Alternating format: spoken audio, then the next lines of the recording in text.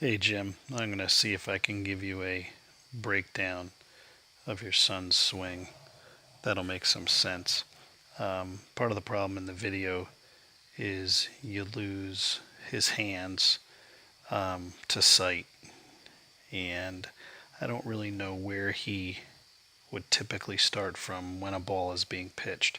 So, right now, when I look at his stance overall, at this point in time, his stance looks athletic, but I don't know if this is where he starts when a pitch comes, or does he start from all the way back here, right there, when a pitch comes. The way the video is taken, it's really hard to determine where his starting point is. So, for all intents and purposes, I'm going to start him here. Start at this point being the beginning of his stance. And the first thing I see, if you look at some of the pre-drawn lines that I have there, I've got a line in the front of his back foot, two lines representing his back leg, and then a line in his front hip. If you watch when he begins his load, his back leg gets outside, way outside of the inside of his ankle. So the inside of his knee, you don't want that to get outside of his ankle. So right here should really stay there. He should be posting up and it should stay there.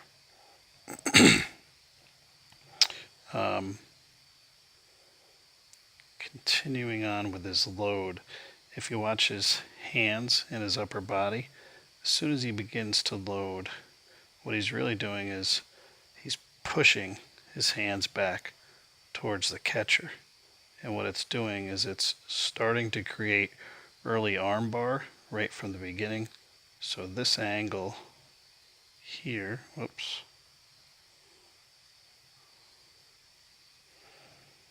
this angle, hang on, it's tough doing this on the phone. This angle here begins to decrease right away. An early arm bar begins. Actually, the angle increases. An early arm bar begins. You can see at this point in time where his elbows are bent, that's really how he wants to try to keep them through a large portion of the swing. But what he's doing is creating early armbar. So as we advance forward, a lot of people have said he has bat drag and early armbar, and he does. You can see here his arm, front arm, is basically straight. It should still be bent. And as we advance forward, you're going to see his back elbow slowly start coming underneath his front elbow. You can see that through here. A lot of people picked that up. And also what he's doing is he's casting the bat. And if you don't know what people mean by that, is his bat is coming away from his head or is away from his shoulder prematurely.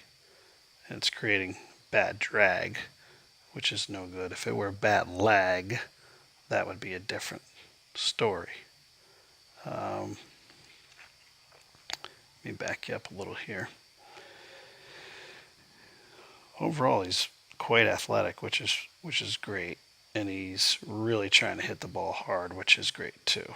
At impact, right about there or here. Let's see, I can't get the frame exactly. His hand should be in a palm up, palm down position. So his top hand should be palm up, and his bottom hand should be palm down. And he's more like in a praying hand position.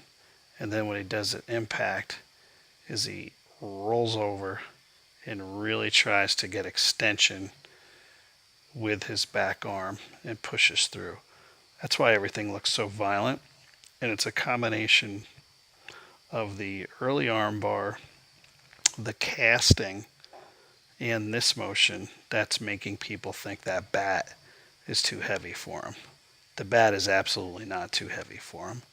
If he weren't early arm barring, and if he were maintaining some space between his elbows throughout his swing, um, these things wouldn't be happening, and he would not be early arm barring. Everybody says he's moving his head a lot too. Really, at foot plant, which is right here, his head should stay, I'll call it, centered in his body. And he doesn't do a bad job with it. If you watch, it still goes forward some, and it's moving around, but it's not that it's terrible. A large part of this is happening because if you watch his back leg and his back foot, they actually go backwards. When what we're trying to achieve is that back foot skipping forward. So if we go all the way back to, whoops, let's get rid of that, to where we started. Okay, I call him a spinner. All he's doing is spinning out on his back foot. So all that momentum he's trying to gain by rotating his hips. Obviously, somebody's been telling him to rotate his hips tremendously. He's actually going backwards, which sounds crazy, but he is. So his front foot should really end up here somewhere with that line that I just drew. And what I'm going to show you, I'm going to move forward. I think it's his third swing, which is actually his best swing. It's the second. This swing here, if you watch, that back foot's going to skip forward. See it come forward a little bit? That's something he wants to work on. Why that is happening is this. The hip rotation, if you watch his hip here, it's actually advancing forward and not just spinning. See that? It's that motion, right? Because your knee is attached to your hip, your foot is attached to your knee. If your hip pulls forward, your knee is going to pull forward. If your knee pulls forward, your foot is going to pull forward. Okay? And what I like to say too is when a player gets into this finished position, his body is angled like this. That's oftentimes where the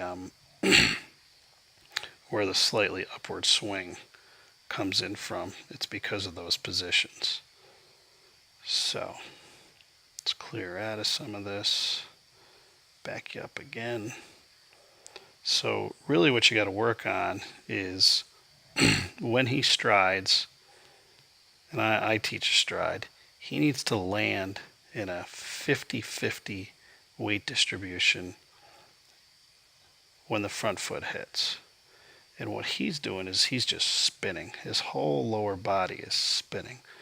So instead of landing and then rotating, he's rotating before he's really even landed. And some of that's okay, but not as violent as he's doing right now. So get him to stride to a more 50-50. So he should land something into this position. At that point, his front leg will start to post up and his back leg should skip forward. So this is better, but not ideal, that's for sure. In terms of him loading, instead of pushing his hands back and creating that early arm bar and advancing that bat drag, talk to him about possibly just rotating his shoulders. So when he loads, if he starts, hang on, he starts here, okay, what he would really do is just rotate his shoulders in this direction, keeping his hands exactly where they are, keeping his elbows in the same bent position that they currently are. So all he would really be doing is rotating his shoulders, showing his number to the pitcher. He's not going to take his hands and work them back towards the catcher. Then when he unwinds, they're going to come in this direction in the same angles as they went back when he loaded. I hope that makes sense. And that's going to allow him to help eliminate some of that bat drag and some of the early arm bar and also the casting. And then with that, you shouldn't have to talk to him about getting extension, because if his arms come through correctly, his hands will just follow and he'll get into that power V naturally without trying to force it. Right there, he's trying to force it to happen. So I hope some of this makes sense. It's pretty tough doing this quickly on Facebook, and I'm trying to use a screen recorder that I've never even used before, and haven't really seen your son hit before either. So post any questions you might have, and good luck. Keep up the hard work.